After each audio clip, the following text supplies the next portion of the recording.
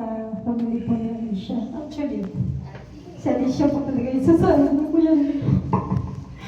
Alam niyo po, pauwi ako ng Pilipinas. Sabi ko, magpipicture ako kay Alicia. And Sir Mike, inyulo sa lahat ng mga vlogger po ni Pangulo Marcos. Kasi bago lang din po ako sa vlogging. Simula kasi na alam niya naman lahat na ako ay isang DDS naman talaga. Pero dahil sa mga vlogger na ito na lumalaban para sa ating bansa, sila po ang naging inspirasyon ko para mabuksan din ang isipan ko sa katotohanan. At si Alicia Cabilondo, siya yung unang-unang babae na vlogger na talagang minahal ko. Nasaktan pa ako, nasaguhin pa ako. Ilang days na lang, biyahe ko. Si Sir Mike nag-contact na sa akin na party, magkita tayo sa Manila. Hindi po ito yung... Hindi something to yung pasensya na, hindi kami friend ni Alicia in real life.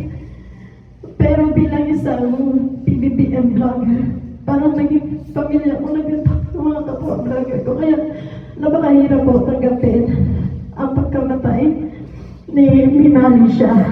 Okay na sana kung nagkasakit siya, na aksidente, mabilis po namin magtanggap. Alam natin lahat na kumakalat ngayon sa social media, mga DDS, yan naka-record, makinig kayo. Justisya po yung hinihingi namin. Hindi ito karma. Krimen po ang nangyari kay Alicia.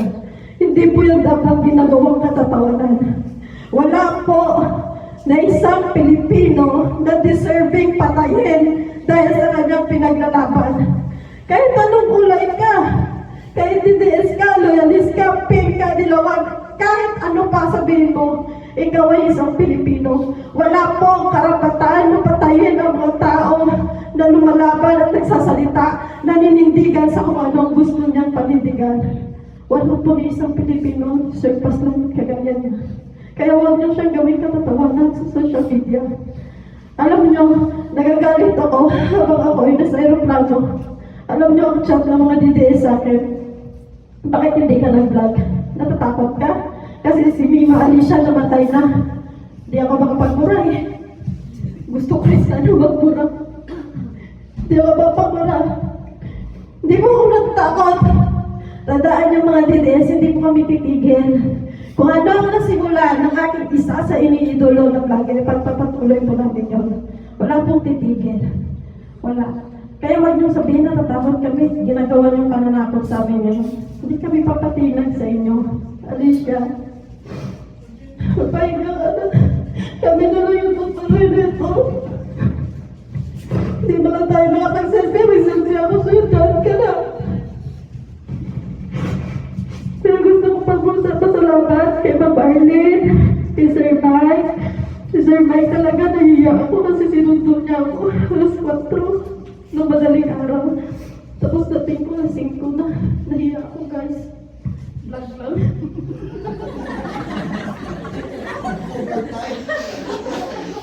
Overtime pa rin Mima. Thank you Sir Mike. Kasi nandiyan si Sir Mike. Siya po nagsundo. Si Marlene, si Sir Mike nag-accommodate talaga dito sa akin. Kasi alam niyo naman ako ay malayo talaga yung aking probinsya at wala akong natutuloyan dito. So, salamat po talaga. Picture tayo. So, ayun. Basta, Mima, sige lang. Pahinga ka ng danday. Mag-miss ko yung minamahal. Minamahal yan. No? So, ayun. Rest in peace. Sabay-sabay pa rin po tayong manawagan para sa hostisya, para kay Mima Alicia. So, yun na po. Salamat po.